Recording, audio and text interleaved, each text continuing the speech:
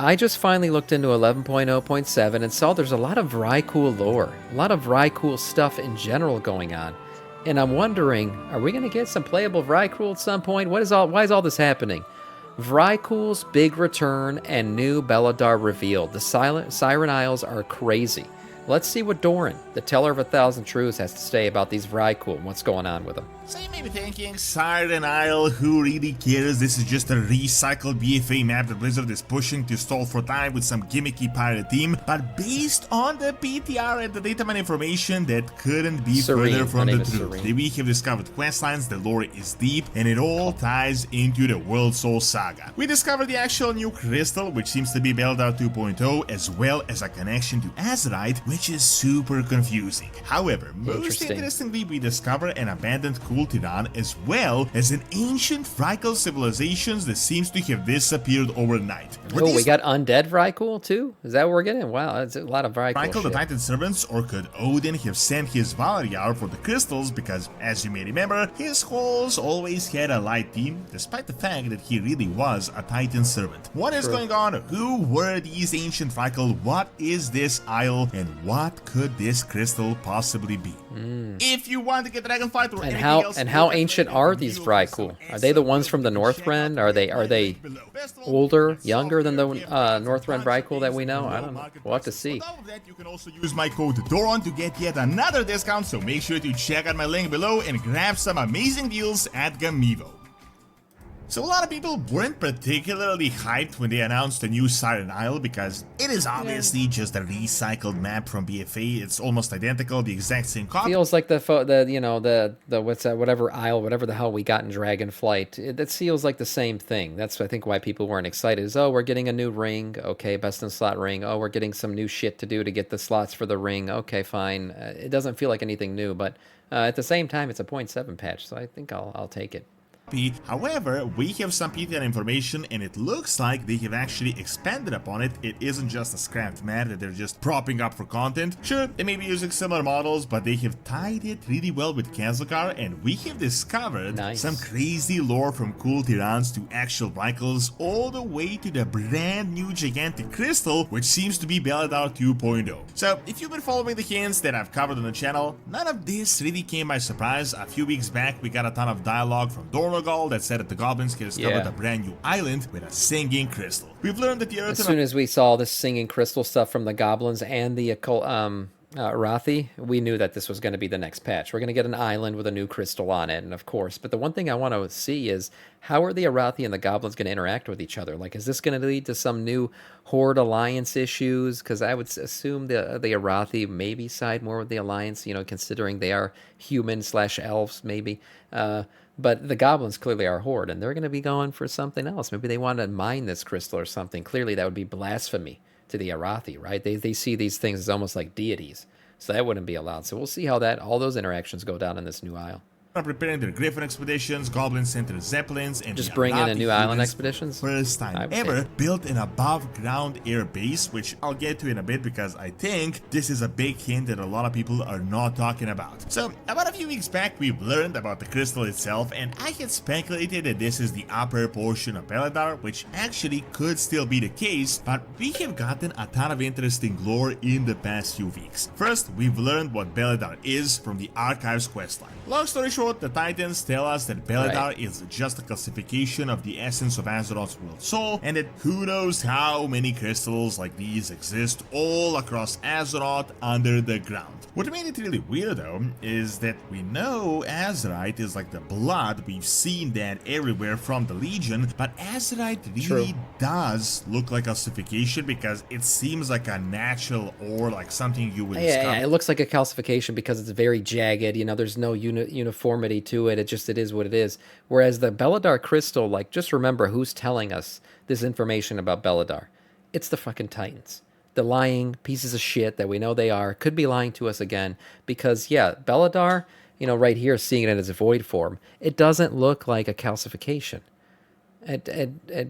Like right here, you can see what what is a stalactite or stalagmite, whatever these shits are, all very uneven. You know, that's how you would typically expect a calcification to look. Whereas this is so uniform, it's very geometric. It's got all kinds of markings in it and stuff. So The Titans could certainly be lying to us again about what Beladar actually is.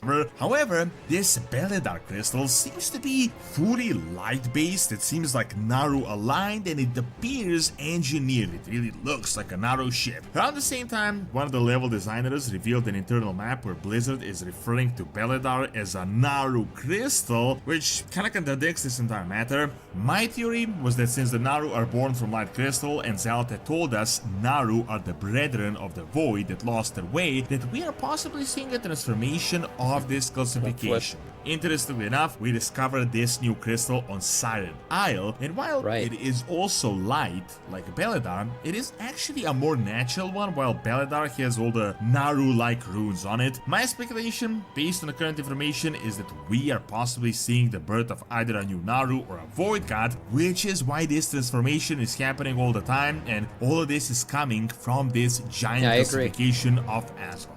However, let's now talk about the island itself, because there is actually really interesting lore. It isn't just some random pirate island to distract us for a month or two with some gimmicky lore. Now, all of this seems to be a part of the overarching storyline. So, immediately what is interesting, because this was an abandoned map from BFA, the Siren Isle was supposed to have a ton of Azerite all over it, because as you may remember, during BFA, Azerite was a big deal. Yeah, it was Blizzard everything. then actually reworked this entire thing and changed all this Azerite energy into this pure light energy that Beladar is emanating. But interesting enough, they also kept some blue and light Azerite as well, which I'll get to in a bit. Now, here's the good part.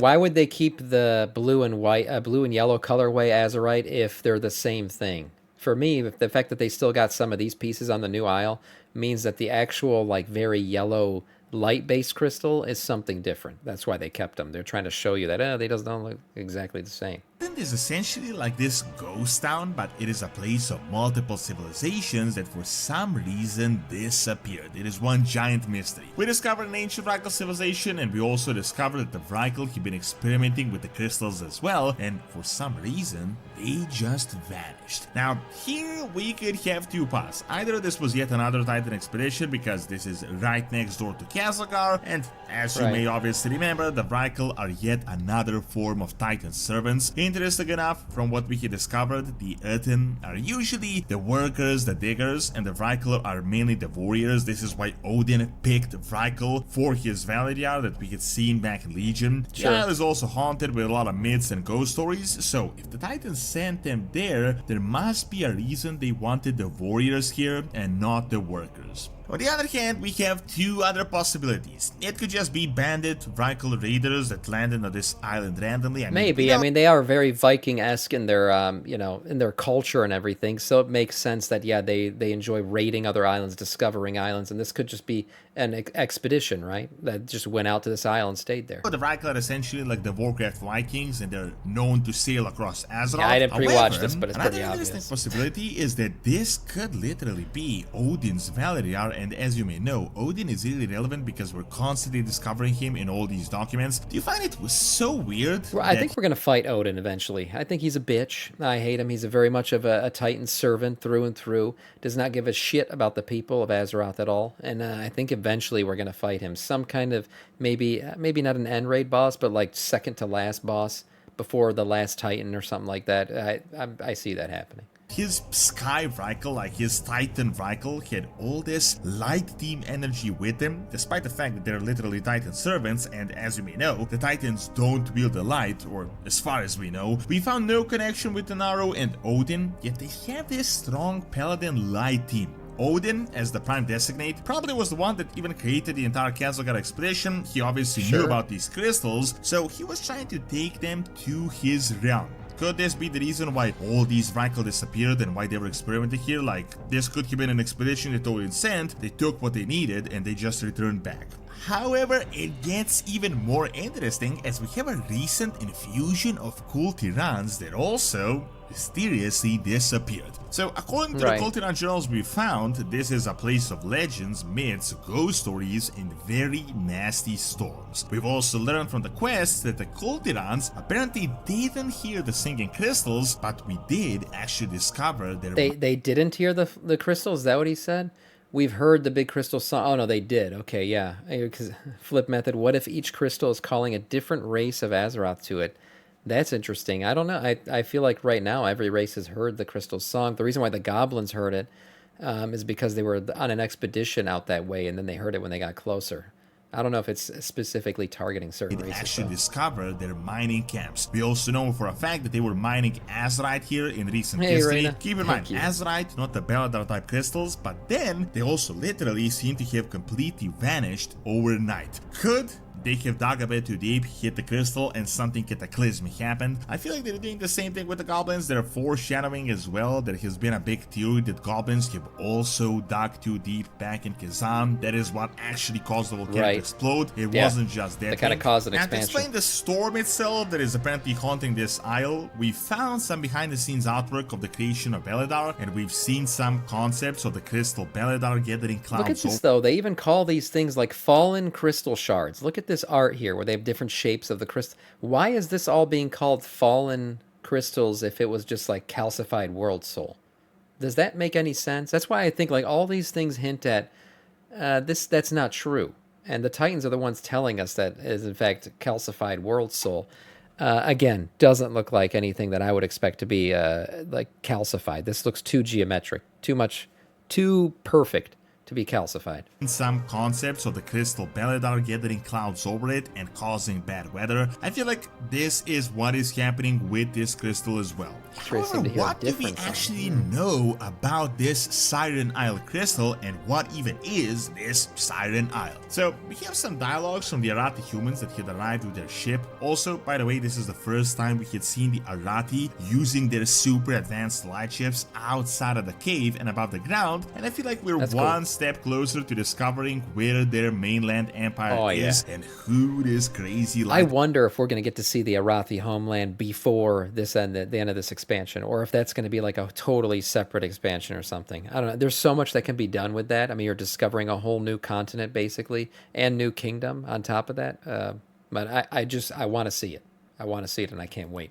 The Emperor is as well, and whether he's even crazy. first ones Arati went, oh say God. that the singing crystal is remarkably just like Beledar, and that they should treat it with the exact same reverence. Here's the thing, we actually do discover a lot about this crystal through the PTR, so I don't really even need to go crazy in speculation here. Originally, it appears this crystal is much smaller, and there is only a tiny bit that we see above. However, then we discover that a secondary part of this crystal is literally pushing the ground on a completely different side of the island, inside of a cave, wow. and then based on earthen examination, we discover that the crystal is far, far beneath the surface, and that it is literally stretching for miles below. So we're only seeing... Okay, so we're just seeing the tip, just the tip. That's it. Yeah, sounds about right. So this crystal is probably huge underneath too.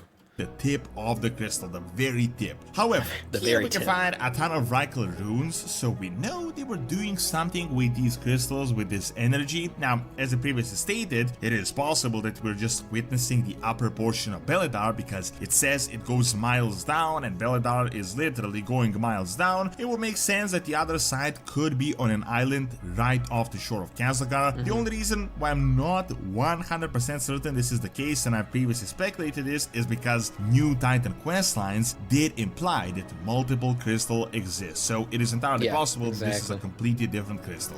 However, a good question here that I really can't seem to figure out is what is possibly going on with Azurite and this crystal light. This really just seems like a completely massive mystery that I just can't figure out. One thing I noticed is that the Titans do seem to wield this yellow magic that appears similar to the light, as you can see with the Titan prisons and the Primal Incarnate prisons and their structure. They always have this type of energy. True. You can even see this in Ulduar. However, that isn't really the light, and we know the priests and paladins of the Irati Empire are using actual holy light from Right, Bel. flaming holy light, much less controlled, much more variable, and it's like, you know, its appearance and stuff like that. So it's I would say the light that we know is more Titan controlled light, whereas this flaming light, you know, flames are considered to be much less controlled and stuff like that, is more of the pure light. Beledar. Could it be possible that Azurite, the I've been blue waiting for light, is an Anduin to figure that anomaly out. that is actually Azeroth's world soul? I feel like this ties into the mix of magics that Blizzard recently started implementing. You might have seen, for example, the Shadow Flame from Dragonflight. It was a mix of fire and void magic. Here in The War Within, we got the Sacred Flame, which is a mix of fire and the light, essentially an elemental mix with the light. Could Azerite be the mix of Azeroth's world essence and the Titan Order magic, which appears like light? Do you notice that all the World Soul stuff is always blue and yellow? It always has this Azerite hue. Yeah. As I stated many times, it does appear the Titans are trying to convert Azeroth, so could this Azerite be a mix of Azeroth's natural neutral blood and the Titan corruption? I feel like Maybe. if the Void corruption came, it would be purple and the mix of Azeroth's blood. Still, it does seem like Blizzard is legit building a mystery here with this crystal, and also this is a good sign that we can't easily predict things. It means like they're actually working with a story in mind, not just winging it from patch to patch with a ton of dead ends. So this is actually good. Now, while at first glance the Siren Island might appear like some gimmicky pirate filler island, there is actually a lot of lore that is tying into not just 11.1, but also the entire World Soul saga. Thank you for watching. Check out the Nice. Azeroth texture creator custom flash by clicking on the screen, and check out my video on Perron and Slavic mythology by clicking on the screen as well. See you next time. Yeah, good video, and it didn't get too much into what I thought he would, which was the Vrykul, but still interesting lore about that crystal, and I still think the Titans are lying. They're liars. They're a bunch of liars. The Vrykul could be interesting. The fact that we're going to also see the Iron Vrykul, I believe that's been data mined. We were talking about that earlier. So a lot of Vrykul lore. Why? Why are they becoming important again? I guess we'll find out. And will they be playable eventually? Maybe one day. Maybe one day. Dreamers can dream, that's for sure. Nice video from Doran.